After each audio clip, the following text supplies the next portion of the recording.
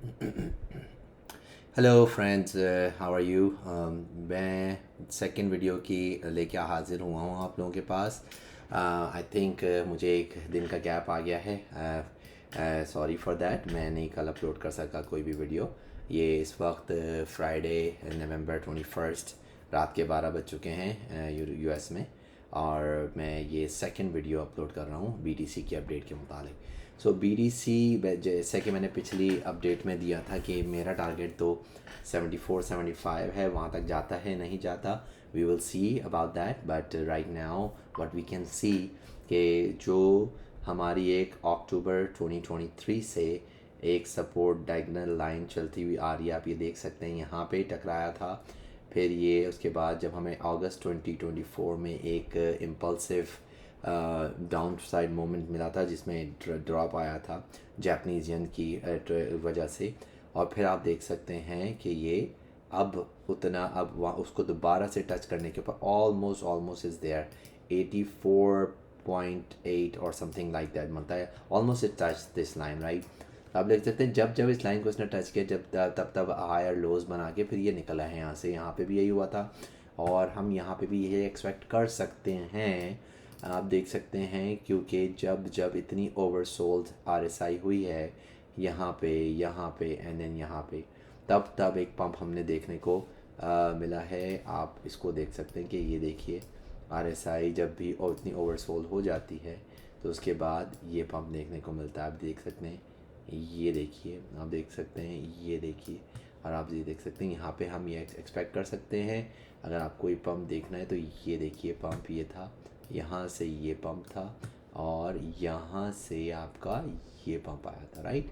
सो अब मैं थोड़ी सी आप लोगों को एक अंदाज़ा देना चाह रहा था कि आरएसआई का रोल होता क्या है अब यहाँ पे। लेकिन द प्रॉब्लम इज़ जब जब भी पंप आया है मार्केट के अंदर, वो हमेशा डाइवर्जेंसेस बनाने के बाद और वाइकॉफ के स्केमेटिक्स को एक्यूमुलेशन फेज़ बनाने के बाद आया है। अब हम क्या, और ऐसे ही डिस्ट्रीब्यूशन बनाने के बाद डंप्स आए हैं। आप ये देख सकते हैं कि आपको जब यहाँ पे पंप मिला, जब यहाँ पे आप लोगों को पंप मिला, ये देखिए इसने पहले ये एक डाउन साइड मोमेंट बनाई यहाँ से गिरने के बाद, जो आरएसआई ओवरसोल्ड हो गई, फिर ये हल्का सा पंप लिया, फिर नीचे अनदर लोअर लो बनाया, जबकि इसने इसके ऊपर हायर लो बनाया, राइट। इसके ऊपर हायर लो बनाया, इसके ऊपर लोअर लो बनाया, फिर यहाँ से अनदर हायर लो बना के यहाँ पे प्राइस एक्शन के अंदर फिर निकला ये ऊपर, राइट। सो ऐसे ही आप यहाँ पे देख सकते हैं, इसने प्राइस एक्शन में इसने क्या किया कि प्राइस एक्शन में हायर हाई बनाया, जबकि प्राइस एक्शन में हायर हाई बनाया, जबकि आरएसआई में लोअर हाई बनाया। तो देखिए उसके बाद मार्केट्स नीचे, राइट। आप सेम पैटर्न इसको यहाँ पे देख सकते हैं, 3 लोज लगे हैं, ये 3 lows, low, lower low and lower low. जबकि यहाँ पे आप देख सकते हैं आरएसआई ने पहली दफ़ा आके लो बनाया लेकिन अगली दफ़ा हाई बनाया, राइट। आप यहाँ पे भी सेम चीज़ें देख सकते हैं। नहीं, यहाँ पे ये जो है ना, यहाँ पे जो हुआ है, जब भी मैं बेयरिश था, अगस्त में भी बेयरिश था और फिर उसके बाद अक्टूबर में इन्होंने एक और टॉप मारा। एक तो आप क्लियर कट इसमें देख सकते हैं कि देखें ये डाइवर्जेंस यहाँ पे बन रही है, और यहाँ पे आप इस चीज़ को ये देख सकते हैं डाइवर्जेंस। सॉरी, मुझे यहाँ से बनानी चाहिए थी। ये देखें, तीन तीन इसके वो हैं और कितनी मज़े से इसने उसके बाद गिरता चला आ रहा है, लोअर लोज बनाता चला।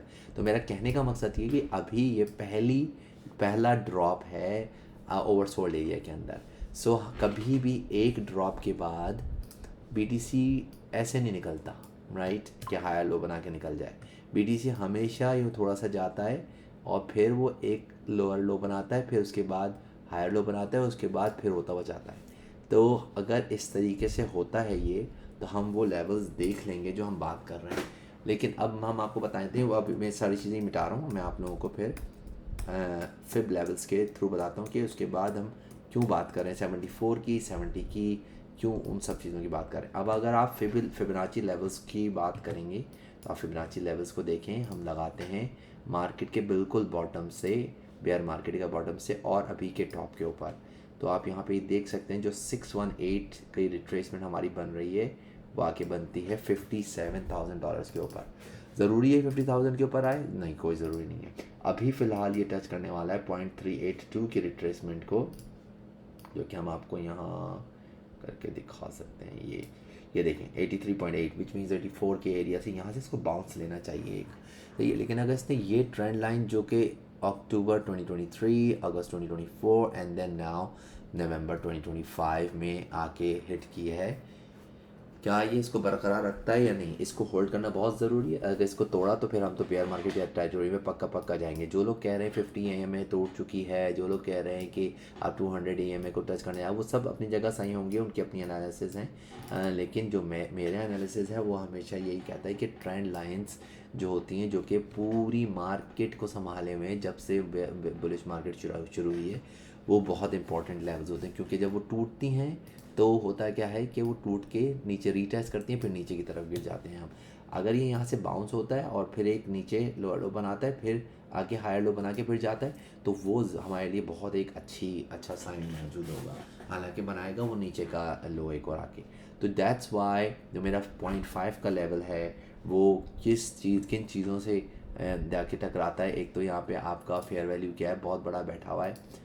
डेली का पूरा फेयर वैल्यू गैप जो है वो इस चीज़ के अंदर कवर हो जाता है। और ये अनफिनिश्ड कैंडल भी है। अनफिनिश्ड कैंडल वो होती है जिसके अंदर कोई विक नहीं होती। आप ये देख सकते हैं कि अनफिनिश्ड कैंडल 69,000। सो मेरा जो लेवल है बाई करने का 69 to $70,000 का है। 74 से बाइंग करना स्टार्ट कर सकते हैं हम बोले, बट लगता यही है कि हम जाएंगे ऑल द वे टू 69-70 तक। आई होप ऐसा ना हो, आई होप हम यहीं से निकल जाएं वापस।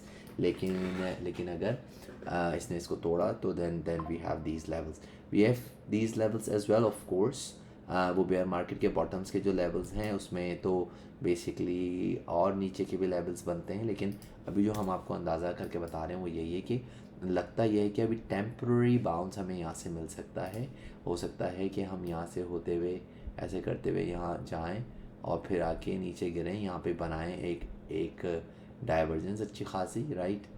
उसके बाद फिर हम निकलें यहाँ से ऊपर। तो ये जब डाइवर्जेंस बनेगी तो वो डाइवर्जेंस इस तरीके की बनती है जैसे कि आपने पहले भी देखा हो। अच्छा, उसमें क्या हमारे पास इस बुल मार्केट में इतना टाइम बचा है? क्योंकि यूजली तो होता क्या है कि